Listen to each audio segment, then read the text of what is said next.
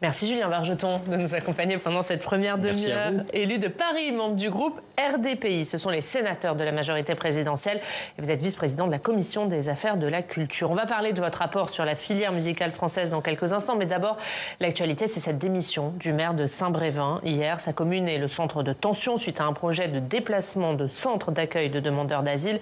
Il avait reçu des menaces, son domicile personnel avait été incendié. Il dénonce un manque de soutien de l'État. Est-ce que cet élu a été abandonné ? D'abord, il faut renvoyer la responsabilité à ceux d'extrême droite qui ont suscité ces attaques contre ce maire. Et moi, je voudrais l'assurer de ma solidarité, comme l'a fait le chef de l'État et comme l'a fait également la Première ministre et l'ensemble de la classe politique, à l'exception notable de Marine Le Pen et de son groupe qui ne se sont pas levés dans l'hémicycle pour le saluer. Je pense que c'est une mauvaise réaction et ça suscite quand même une interrogation. Parce que laquelle vous l'expliquez comment ? Non, mais parce que derrière, c'est l'extrême droite qui ne veut pas qu'on puisse accueillir des demandeurs d'asile, alors que c'est notre humanité qui l'exige et que ça fait partie des règles de la République. Donc, ce n'est pas la République qui abandonne, ce sont les ennemis de la République qui ont attaqué ce maire. Il ne faut pas inverser les choses. Le préfet a livré un certain nombre d'explications. Le maire va être reçu, je crois, au Sénat la semaine prochaine. Il pourra expliquer ce qu'il s'est produit. C'est effectivement extrêmement grave. Le gouvernement propose de renforcer la protection des maires. Je note que nous avions voté une loi en 2019 qui renforçait la protection juridique des maires et puis leur possibilité d'agir, leur formation, etc., sous l'impulsion de Sébastien Lecornu. Donc il faut sans doute continuer dans ce sens. Parce qu'Elisabeth Borne dit qu'il faut mieux protéger les élus. Encore. Est-ce qu'il faut aller plus loin ? Est-ce qu'il faut d'autres mesures ? Oui, il faut sans doute d'autres mesures. Mais vous savez, il faut d'abord que nous retrouvions le sens commun. C'est-à-dire ce qui fait le sel de la République, c'est la fraternité. On ne va pas se dire qu'on peut accepter qu'en France, des mouvements d'extrême droite, par la pression, par les menaces et par le passage à l'acte, poussent à la démission des maires. C'est d'abord ça qu'il faut dénoncer, c'est d'abord ça qu'il faut retrouver. Parce que sinon, ça veut dire quoi ? Ça veut dire qu'on met des patrouilles de gendarmes devant tous les maires qui sont susceptibles d'être attaqués. Je crois que nous avons besoin de retrouver d'abord la fermeté, l'autorité de la République. Et donc c'est bien que tous les élus se rassemblent. Ensuite, s'il y a des mesures supplémentaires pour pouvoir protéger les maires lorsqu'ils ont des décisions difficiles à accompagner, il faut sans doute le faire. Mais pourquoi ça n'a pas été fait avec ce maire ? Il alertait pendant des semaines sur le fait qu'il était victime de menaces. Son domicile a été incendié il y a plusieurs semaines. Pourquoi il n'a pas été mieux protégé ? Est-ce qu'il n'a pas raison de dénoncer un abandon de l'État ? Je pense que il y a effectivement, la situation est extrêmement choquante. Le préfet a expliqué qu'un certain nombre de mesures avaient quand même été prises, donc l'alerte avait été entendue, les appels avaient été reçus. On constate que malheureusement, ça n'a pas permis d'empêcher ce passage à l'acte, mais la responsabilité de ce passage à l'acte, c'est pas celle de l'État, c'est pas celle du président de la République ou que sais-je, ce sont ces factieux d'extrême droite qui sont dangereux pour la République. On va continuer à parler de ce sujet, c'est aussi l'actualité dans nos régions avec nos partenaires de la presse régionale. On va à Limoges où on retrouve Anne-Sophie Pédégère. Bonjour, merci beaucoup d'être avec nos rédactrices en chef adjointe au Populaire du Centre. Et avec vous, Anne-Sophie, justement, on revient sur cette démission d'élus. Oui, bonjour Oriane, bonjour monsieur le sénateur. Cette démission d'élu, effectivement, elle est marquante et tout le monde en parle. Mais sur nos territoires ruraux, en Haute-Vienne, en Corrèze ou en Creuse, c'est quelque chose qui est presque quotidien. Nos confrères de la montagne en Creuse ont fait état de 14 démissions depuis 2 ans de maires sur le territoire. C'est très inquiétant pour nous. Ça montre, vous parliez tout à l'heure de l'extrême droite, mais c'est pas le seul problème sur nos territoires. C'est aussi une incompatibilité entre le travail de maire, puisque c'est un travail à plein temps avec des charges qui sont très lourdes, et parfois la vie professionnelle et personnelle à côté, puisque la plupart des maires de nos campagnes travaillent à côté. Et ils ont beaucoup de mal à faire le joint. Est-ce qu'il ne faudrait pas, là aussi, peut-être mieux les former, mieux les accompagner, vous en parliez tout à l'heure, et être peut-être plus proche d'eux sur le terrain ? C'est une très bonne question. Alors la loi engagement pour la République avait permis d'améliorer une partie de la situation, notamment sur les gardes d'enfants, sur la formation vis-à-vis des élus, sur la capacité aussi à trouver un travail. Ça a aussi permis d'accroître les indemnités pour les élus uniquement dans les petites communes. Enfin, le seuil avait été un peu monté par le Sénat, mais ce n'était pas les indemnités dans les métropoles ou dans les grandes villes. Et donc, il y avait un certain nombre déjà de décisions, d'actions qui ont été prises. Je constate qu'il y a effectivement des démissions d'élus parce que nous vivons dans un monde où il y a une complexité administrative extrêmement dure, un empilement parfois des normes, une charge très lourde, une attente aussi de la société qui a changé, les réseaux sociaux. Tout ça a bouleversé profondément le rôle des élus. Donc, sans doute, faut-il faire le point, le constat sur le nombre de démissions, leur accroissement, la façon de lutter, comment mieux accompagner les élus. Il y a notamment des textes qui peuvent être pris sur les secrétaires de mairie, par exemple, parce qu'on sait très bien que les élus dans les petites communes ont besoin de moyens. Donc, en effet, il faut faire le bilan de cette loi de 2019, 3 ans après, et puis voir comment la compléter et l'améliorer, parce que les maires sont les piliers de la République, parce que c'est la République, elle s'exprime d'abord dans les mairies. C'est la maison commune du peuple. Quand on est un citoyen français et qu'on s'adresse, qu'on veut voir en quelque sorte les personnes qui représentent la République, c'est le maire. C'est là où on fait ses démarches, c'est là où on peut poser des questions sur sa vie quotidienne, etc. Donc en effet, faisons le point sur ce qui a fonctionné dans la loi de 2019 et ce qu'il faut encore compléter, parce qu'il y a une difficulté de l'engagement, mais ça touche aussi peut-être l'ensemble de la société. Il y a le sujet des maires, il y a le sujet aussi de l'engagement associatif, de l'engagement militant, de l'engagement syndical. Nous vivons dans un monde où cet engagement est plus compliqué. Ça nécessiterait que finalement tous les représentants, qu'ils soient syndicaux, politiques ou autres, puissent s'interroger sur le sens de l'engagement aujourd'hui dans une société plus complexe et plus dure, et la façon d'améliorer leur situation. Anne-Sophie. Et lorsque ça dérape comme à Brévin, il est sans doute aussi nécessaire d'aller plus loin, parce que vous le disiez tout à l'heure, il y a eu une audition il y a 2 ans des sénateurs, mais aujourd'hui, il n'y a que 21% des plaintes qui aboutissent à une condamnation. Il faut là aussi sans doute aller plus loin. Oui, ça faisait partie effectivement. Tout le sujet de la protection fonctionnelle et juridique faisait partie de la loi que portait Sébastien Lecornu en 2019.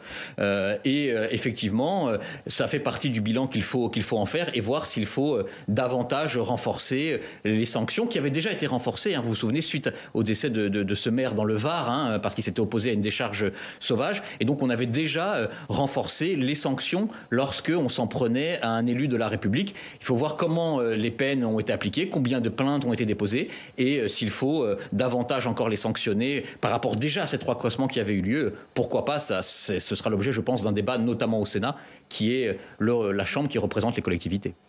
Anne-Sophie, un mot de votre dossier, comme tous les vendredis, dossier sur les mobilités ? Oui, voilà, dans le Populaire du Centre, nous avons choisi depuis quelques semaines de nous pencher sur la mobilité. Nos territoires, Creuse, Corrèze, Haute-Vienne, sont mal desservis, que ce soit par le train, par l'avion, par la route. C'est extrêmement compliqué pour les gens de se déplacer.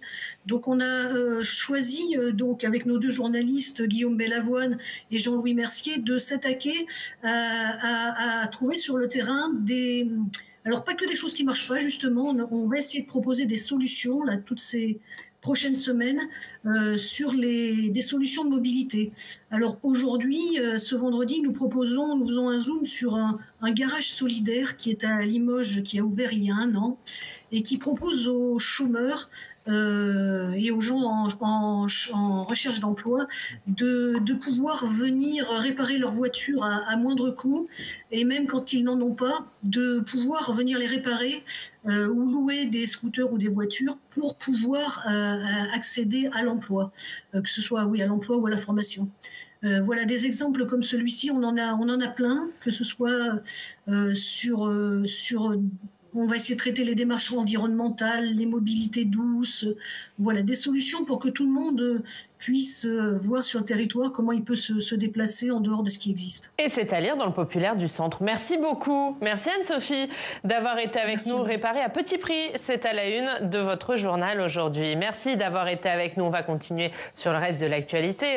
Julien Bargeton, Emmanuel Macron qui a donc présenté ses grandes lignes de la stratégie réindustrialisation hier, et notamment son projet pour l'industrie verte, avec une phrase qui a fait réagir, y compris dans votre camp, Emmanuel Macron, qui demande une pause dans la réglementation environnementale européenne. Il dit qu'il y a déjà assez de normes et qu'il faut faire attention sur la concurrence par rapport à de l'Union européenne. Est-ce que vous approuvez cette phrase, cette pause ? Mais si le président de la République présente un plan pour l'industrie verte avec un projet de loi qui arrive d'abord au Sénat, c'est bien pour aller plus loin sur la transition écologique de notre industrie. C'est un plan extrêmement important qu'il a proposé. Notamment, il y aura un crédit d'impôt industrie verte pour faire levier et pour avoir plus de projets industriels qui seront favorables à la transition écologique. Également sur les territoires d'industrie ou encore sur un certain nombre de mesures de subventions qu'il a annoncées. Ce qu'il veut dire, c'est que la concurrence au niveau mondial, elle doit être aussi loyale et sincère. Donc il ne faut pas faire preuve de naïveté. Il faut d'abord appliquer les textes qui existent et surtout aller, exactement ce qu'il a dit, aller plus loin dans le financement, c'est-à-dire à la fois par les impôts, en les baissant, et par les subventions. Et d'ailleurs, parfois, je note qu'ici au Sénat, on a des débats sur la complexité des normes, notamment environnementales, mais pas seulement. Donc, il ne s'agit pas d'empiler les normes, il s'agit d'être efficace et de rattraper les États-Unis et de ne pas se laisser avoir par la Chine sur ces sujets. C'est tout simplement le bon sens. Le chef de l'État qui va continuer à parler réindustrialisation, il sera à Dunkerque aujourd'hui. On voit bien qu'il y a une volonté de sa part d'avancer dans le quinquennat et de tourner la page des retraites. Sauf qu'il y a une nouvelle échéance, c'est le 8 juin, l'Assemblée nationale qui va examiner la proposition de loi Lyotte pour abroger la réforme. Vous êtes inquiet de son adoption ? Moi, je trouve ça très choquant. D'abord, c'est un détournement de procédure. Si on commence à déposer des propositions de loi pour supprimer des projets de loi qui viennent d'être adoptés, je veux dire, on peut aller loin comme ça. On va s'amuser. Franchement, ça n'est pas à la hauteur, ça n'est pas le rôle d'une proposition de loi que de venir abroger un texte immédiatement adopté. Deuxièmement, surtout qu'il a été promulgué il y a un mois maintenant. Deuxièmement, personne n'a voté Lyotte. Le groupe Lyotte, c'est un groupe tampon qui finalement s'arroge le droit de faire la pluie et le beau temps, alors que les Français, ils avaient le choix entre la NUPES, la majorité présidentielle, les LR, etc. Il se trouve que des députés éparpillés se retrouvent dans un groupe et on fait quoi comme sous la 4e République ? Un groupe tampon qui peut faire changer les majorités. C'est pas ça la démocratie. La démocratie, si le texte passe, c'est bien qu'il y aura d'autres députés, la NUP, le RN, les LR, qui l'auront voté. D'accord, mais c'est pas ça la démocratie.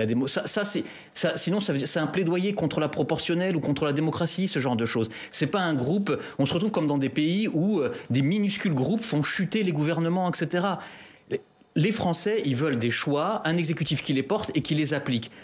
Voilà, donc on peut continuer. Je comprends qu'il y ait des gens qui ne soient pas d'accord, mais moi je trouve cette proposition extrêmement choquante. Elle n'est pas dans les traditions et les règles d'un débat sincère, apaisé. Vous voyez, ça fait partie de ce genre de choses qui hystérisent le débat. Il y a des règles particulières pour une niche parlementaire. À minuit, quel que soit l'état du texte, la discussion s'arrête. Est-ce que la majorité présidentielle va faire durer les débats pour que le vote n'ait pas lieu ? Alors moi, je ne vais pas me prononcer sur le choix du groupe. Je suis au Sénat, je ne vais pas me prononcer sur le choix des groupes de la majorité à l'Assemblée nationale. Mais on n'aimerait pas l'inverse. Moi, je pense qu'on n'est pas toujours obligé d'être naïf. Ils le font. Alors, en même temps, on ne se prévaut pas des turpitudes des autres. Il faut aussi être parfois responsable pour d'eux. Voilà. Moi, vraiment, je regrette qu'un groupe qui n'existait pas au moment du débat démocratique des législatives et qui n'est juste un groupe tampon essaye comme ça de mettre une pression invraisemblable sur un texte dont nous savons qu'il est contesté, mais qui a été adopté, et notamment au Sénat, et qui est désormais promulgué. On va parler de la filière musicale française et de son financement. Vous avez remis un rapport à ce sujet. On va en voir les détails avec notre journaliste parlementaire Quentin Calmet.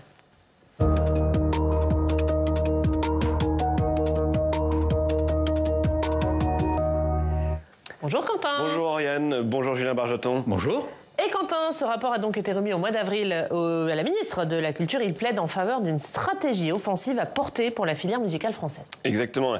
L'idée avancée aussi par le chef de l'État et rappelée dans votre rapport, Julien Bargeton, c'est de placer la France en tête de la production des contenus culturels et créatifs. C'est l'objectif d'ailleurs qu'avait formulé Emmanuel Macron lors de la présentation, souvenez-vous, de son plan pour la France en 2030. C'était un plan annoncé en octobre 2021.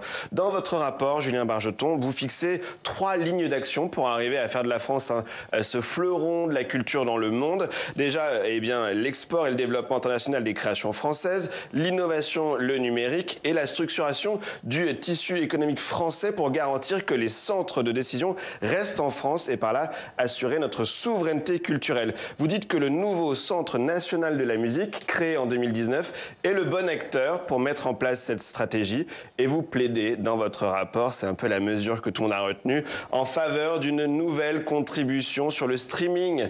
Le streaming, pour ceux qui ne sont pas à la page, c'est cette musique en flux sur Internet portée par des plateformes comme le français Deezer ou encore le suédois Spotify, car c'est le secteur le plus porteur, vous le dites, de la création. 61% des revenus en 2021, également celui qui est le plus en hausse dans ses revenus. Et donc vous parlez de créer une taxe de 1,75% sur les revenus du streaming musical. Alors cette proposition, elle divise, monsieur Bargeton, on l'a lu dans le journal Le Monde. On voit que les plateformes, bien sûr, et certains producteurs de musique se disent déçus de votre proposition. Et en plus, votre proposition, elle ignorerait les GAFAM, ces géants du numérique, ou aussi des réseaux sociaux qui sont en forte progression, comme TikTok. C'est ce que raconte le journal. Je vous vois faire non de la tête. Mais vous allez réagir. Vous allez réagir. Dites-nous déjà un peu quelle était votre idée avec votre rapport. Est-ce que c'est bien résumé ? C'est très bien résumé. Je vous remercie de l'avoir présenté ainsi, parce que c'est vraiment l'esprit. On s'est rendu compte que la musique avait besoin d'une stratégie, comme l'avait d'ailleurs dit le président de la République pour les industries culturelles. Comme il y a un centre national du livre et il y a un centre national du cinéma. Qui est très, il y en a un qui est très récent. Et le centre national de la musique, lui, est très récent, fin 2019, début 2020. Alors que les autres datent des années 40. Les précèdent le ministère de la Culture. Voilà. Donc, la musique a besoin d'une stratégie vers l'export, puisque nous perdons des places, ça progresse, mais nous perdons des places. Nous sommes désormais en 6e, peut-être bientôt rattrapés par la Corée du Sud, qui est très offensif avec la K-pop. Le choc du numérique qui bouleverse cette économie, notamment avec l'intelligence artificielle pour créer des musiques de films, par exemple, mais aussi bien sûr la blockchain ou les NFT. Et puis également l'écosystème, vous l'avez rappelé, le fait qu'il faut avoir des majors, mais aussi des gros indépendants et des petites entreprises. Et donc l'idée, c'est vraiment d'impulser une stratégie volontariste en faveur de la musique. La contribution, elle vient permettre de financer cette stratégie et elle s'applique évidemment aux plateformes gratuites. Vous dites que ça divise. Il y a une très large adhésion. En l'occurrence, c'est pas moi qui le dis, c'est le journal Le Monde. Il y a une très large adhésion. Il y a 14 organisations professionnelles qui ont signé une motion pour dire qu'ils soutenaient le rapport et ses conclusions. C'est inédit, c'est inouï. C'est la première fois que tous les acteurs du spectacle vivant, les indépendants, les producteurs indépendants sont ensemble pour signer un texte. En effet, les majors s'y opposent, mais en réalité, c'est seulement les majors. Et je note que leur siège n'est pas en France. C'est une spécificité de la musique. C'est que, contrairement aux livres et aux disques, les 3 principales majors n'ont pas de centre de décision en France. Et par ailleurs, elles surestiment ce que serait une contribution égalitaire à 1,75. Je rappelle que les plateformes audiovisuelles ont une taxe de 5,15% et que ça n'a rien changé. Ça n'a pas eu d'impact sur les prix, etc. Et ça n'a pas empêché la création française, au contraire. Alors, qu'est-ce que vous répondez à ces plateformes qui disent qu'il faudrait davantage taxer les GAFAM, ces géants du numérique, et que c'est eux qui devraient être la priorité dans ces taxes ? Ils sont, puisque dans la contribution que je propose, il y a bien sûr également les plateformes gratuites. Et donc, ce serait à peu près à part égale, d'ailleurs, la contribution du gratuit et la contribution du payant. Bien sûr, ce que je dis, c'est que ça représenterait 15 centimes par abonnement. Franchement, c'est absorbable. Il n'y a eu aucune conséquence lorsque nous avons mis en place cette contribution pour les plateformes audiovisuelles et lorsque nous l'avons augmentée en 2020 à 5,15% et que les décisions de prix, etc., sont prises au niveau international, européen, sur d'autres raisons. Ça permet de financer, ça leur rapporterait, c'est ça que je leur réponds. Je leur réponds, mais engagez-vous dans une démarche qui va permettre d'exporter vos artistes, qui va permettre aussi de financer une politique publique qui vous profite. Parce qu'au fond, c'est ce qui se passe dans le cinéma, c'est-à-dire l'aval finance l'amont et tous les canaux participent à la création. Ce qu'on comprend dans votre propos, et j'espère que je suis correct, mais ce qu'il faut faire, c'est en fait muscler l'action de ce Centre national de la musique. Et en fait, ça passe par un financement propre. C'est un peu ça, en fait, la clé de voûte pour améliorer la situation de la création musicale en France. C'est bien ça ? Oui, c'est ça. Ça a démontré sa robustesse pour le Centre national du cinéma. C'est-à-dire que on fait contribuer les catalogues amortis pour financer la création de demain. Donc ça permettra de créer, de financer les rappeurs de demain, mais la musique classique aussi de demain, les nouveaux ensembles baroques français par exemple qui marchent très bien, mais qu'on peut davantage aider avec effectivement l'idée que tout le monde contribue à part égale et sur un montant qui est vraiment minime. Une dernière question, François ? Oui, quelle est la réception de la ministre de votre proposition ? Est-ce qu'on peut s'attendre, par exemple, dans la prochaine loi de finances qui arrivera à l'automne, cette taxe mise en place dans les cartons du gouvernement, c'est possible ? Mais moi, je souhaite... Qu'est-ce qu'elle vous a dit, la ministre de la Culture ? Moi, je souhaite... Elle a reçu le rapport, elle écoute tous les partenaires. Moi, je souhaite que ça puisse participer au débat sur le PLF. Il est là pour ça, ce rapport. On explique qu'on a besoin d'une stratégie nouvelle, d'un outil qui existe et qui pourrait l'apporter, et puis d'un financement qui serait équitable et qui finalement permettrait au Centre national de la musique de marcher sur deux pieds, la musique enregistrée, le spectacle vivant, et d'aider les deux. Et je pense que c'est un cercle très vertueux qui permet, et aujourd'hui en France on progresse, mais on a encore des marges de progression, donc on pourra tout à fait amortir ça et construire une politique ambitieuse pour nos ICC, nos industries culturelles, pardon. Merci Quentin, à tout à l'heure. Merci Ariane, oui, on va reparler bien sûr du sujet chaud du moment ensemble dans le club, Ariane. Et on va parler de la démission du maire de Saint-Brévin. Avec vous, on va parler immigration aussi. Exactement, le projet de loi tant attendu. Ce sera à suivre dans le club. Tout à l'heure, Quentin. On va terminer en parlant de politique et des sénatoriales. C'est en septembre que les sénatoriales ont lieu, le 24 septembre. Est-ce que vous êtes candidat à votre succession, Julien Bargeton ?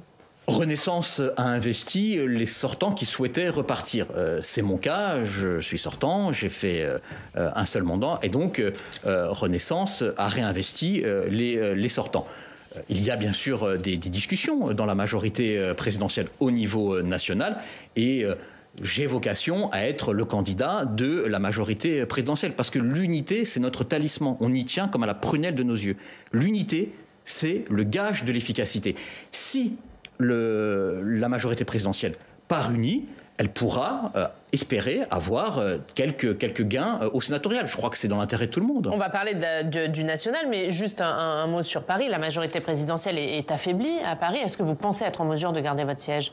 Vous savez, une élection n'est jamais ni perdue ni gagnée d'avance. Il faut y aller en dynamique et avec un esprit collectif, c'est-à-dire rassembler au maximum les personnes qui se retrouvent dans l'action du président de la République et du gouvernement et qui ont une voix à portée particulière de Paris.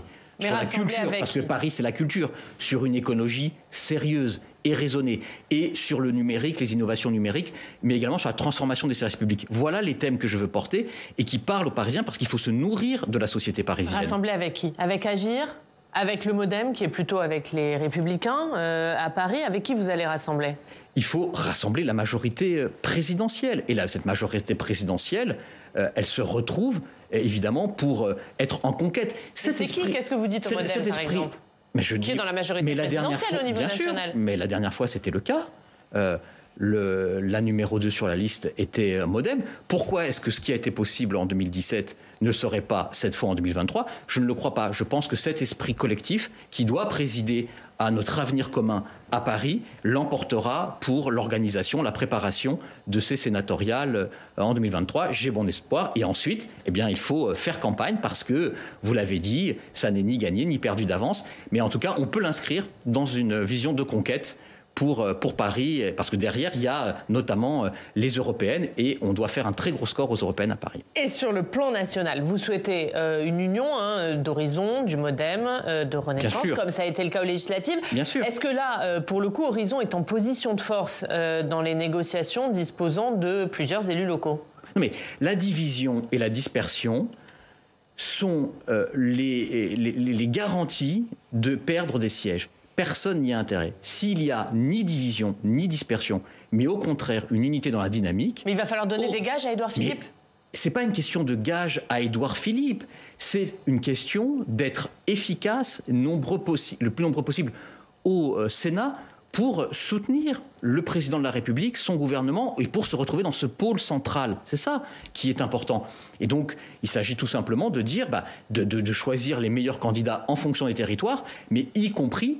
Tout le monde peut avoir des espoirs de gain, que ce soit Horizon, le Modem, Renaissance, si nous sommes unis. Je pense que cet esprit de responsabilité qui nous a caractérisés jusque-là, l'emportera. Mais ça veut dire aussi un groupe unique à partir d'octobre, parce que là, il y a un groupe Renaissance auquel vous appartenez, les sénateurs Horizon sont dans un autre groupe. Est-ce qu'il faut un groupe unique de la majorité présidentielle? Ça se décide après. Ce sont les sénateurs élus qui choisiront s'ils préfèrent faire un groupe, etc. Il ne faut pas décider. Moi, je ne suis pas pour la verticalité comme ça. Si les sénateurs qui sont élus dans cet esprit collectif décident que c'est plus efficace d'avoir plusieurs groupes, il y aura plusieurs groupes, et si c'est un groupe uni, il y aura un groupe uni. Mais ça viendra après. Ce qu'il faut d'abord, c'est réussir ces sénatoriales ensemble. Et on suivra bien évidemment cette campagne dans cette émission. Merci Julien Bargeton d'être venu nous voir pendant cette première demi-heure. Dans 20 minutes dans le club, on va donc reparler évidemment de la démission du maire de Saint-Brévin après des menaces et l'incendie de son domicile personnel. Nos élus sont-ils suffisamment protégés? On se posera la question. Mais d'abord, on va accueillir notre prochain invité, c'est le général Benoît Pugat qui nous rejoint. Merci Julien Bargeton.